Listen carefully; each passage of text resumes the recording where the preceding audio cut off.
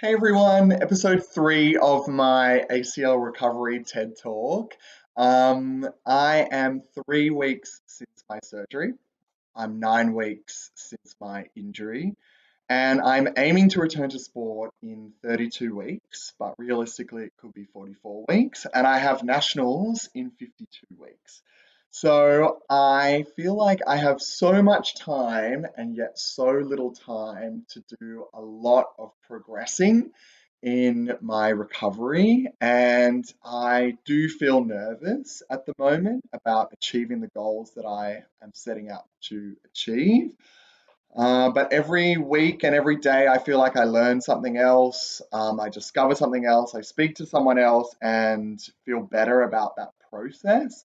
So here I am in episode 3 of the recovery vlog. I guess the last time that I spoke, I couldn't sit down, I couldn't stand up in the shower.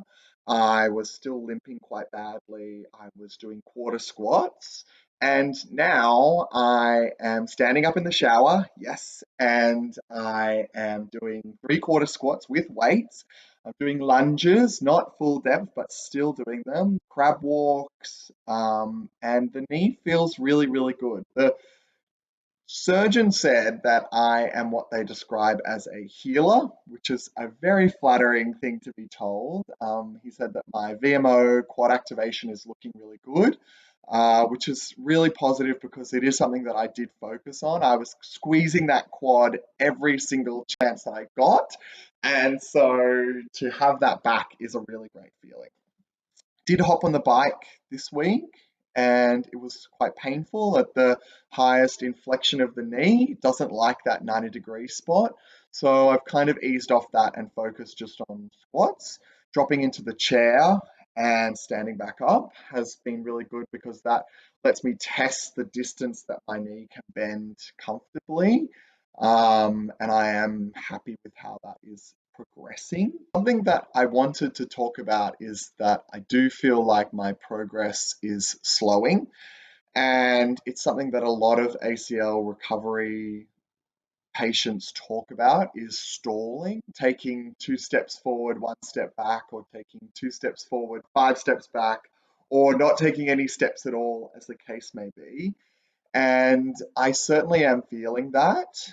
I think the thing to remember that makes me feel better is that even as an elite athlete or a sub elite athlete without an injury, patchiness and inconsistency are a very normal part of what you do. You don't play a perfect game, you don't have a perfect training, you don't do personal best times on every run.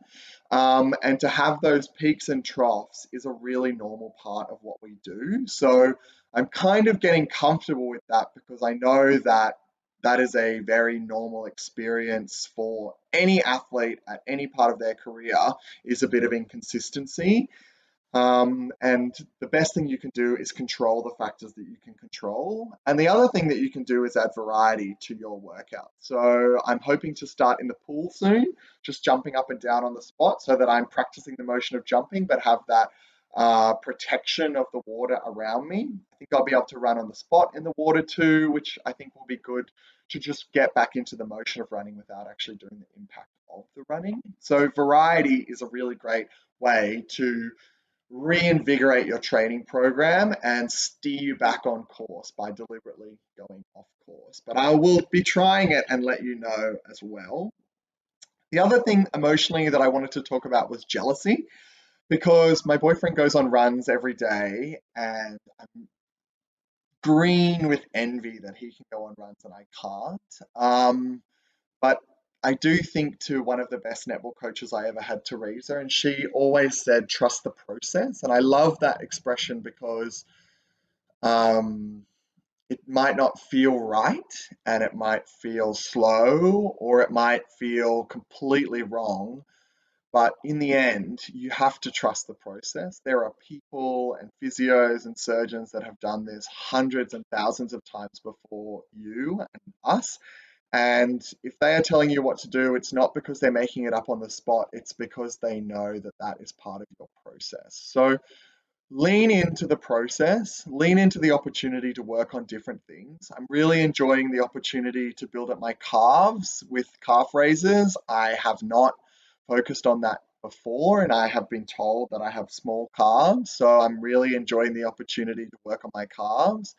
Normally, when I focus on squats, I focus on the explosive standing up, but my meniscus can't handle that at the moment. So I'm really focusing on slow down and slow up and keeping my knees as stable as I can along the way. And that kind of focus on strength and conditioning is this really great silver lining to everything that I'm doing. It's given me the opportunity to focus on things that I may not have had the chance or the impetus to focus on in the past.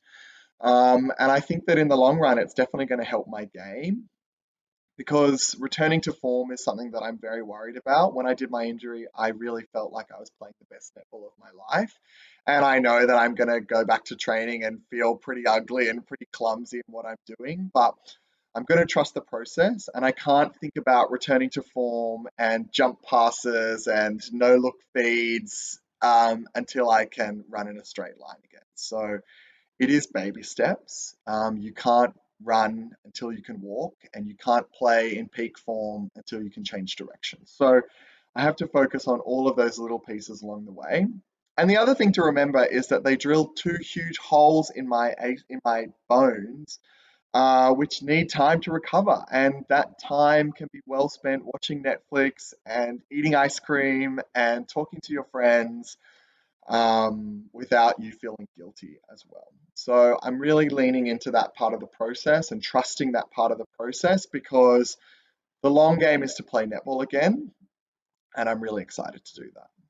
The last thing that I wanted to tell everyone is that I was lucky enough to interview Maddie Proud, the captain of the New South Wales Swifts, who is also recovering from an ACL injury at the moment, hoping to return for this season. And she was so insightful and so articulate in the ups and downs of her experience. So I'm really excited to share the short and long version of that interview with you guys as soon as I can. So as always, please send in your questions, your comments, your queries, your concerns, your stories. I want to hear it all. I want to collect it all. And I want this to be a really great resource for any athletes recovering from ACL and returning to sport. So I do look forward to hearing from you. Thanks for listening to my TED Talk and visiting my crib. And I look forward to speaking again soon. Bye.